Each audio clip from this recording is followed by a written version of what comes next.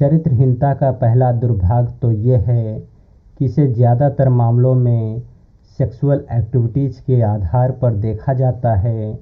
दूसरा दुर्भाग्य ये है कि इसका मापदंड भारतीय पुरुषों के लिए अलग और भारतीय महिलाओं के लिए अलग है।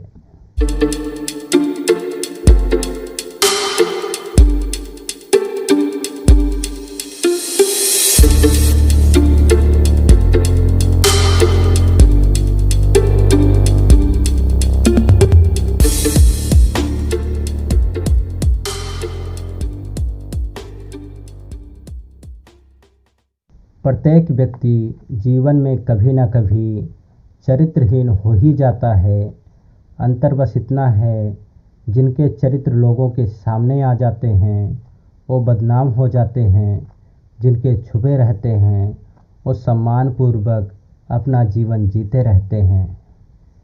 चरित्र को यदि आप सेक्स और सेक्सुअल एक्टिविटीज़ के नज़रिए से देखते हैं तो यकीन मानिए आपकी सोच बहुत ही सीमित है। पर दुर्भाग्य तो इसी बात का है कि हमारे सारे समाज में ही चरित्र को सेक्स और सेक्सुअल एक्टिविटीज़ के नज़रिए से ही देखा जाता है। चरित्रहीनता के अन्य कारणों जैसे लूट, चोरी, अपराध, भ्रष्टाचार, मर्डर, गुंडागर्दी आदि के मामलों में हमारा और हमारे सभ्य समाज का रवैया बहुत ही नरम होता है। कई बार इस प्रकार की चरित्रहीनता से जुड़े हुए लोगों को समाज में प्रमोशन भी मिलता है और राजनीतिक पार्टियों में राजनीतिक संरक्षण भी मिल जाता है। पर जब किसी व्यक्ति का मामला सेक्स और सेक्सुअल एक्टिविटीज़ से जुड़ा होता है तब हम और हमारा ये सभ्य समाज उस व्यक्ति का सोशल बायकॉट, सामाजिक भेदभाव करने लग जाता है। और यहाँ पर भी हमारा दोहरा मापदंड होता है जो पुरुषों के लिए अलग और महिलाओं के लिए अलग होता है।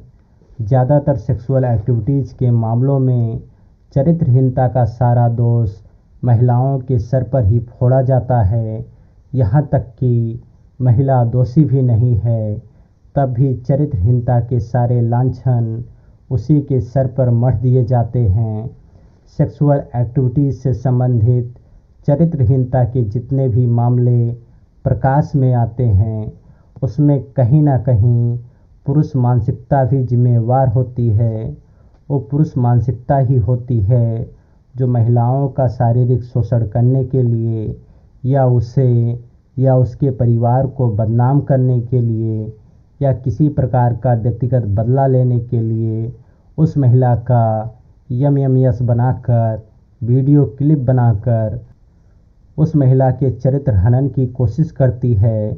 और हम और हमारा सभ्य समाज उस महिला को ही दोषी मानने लगता है और उस महिला के साथ सामाजिक भेदभाव, सामाजिक बायकॉट और भद्दे कमेंट करने लग जाता है, जो कई बार उस महिला के आत्मसम्मान को गहरी चोट पहुंचा देता है।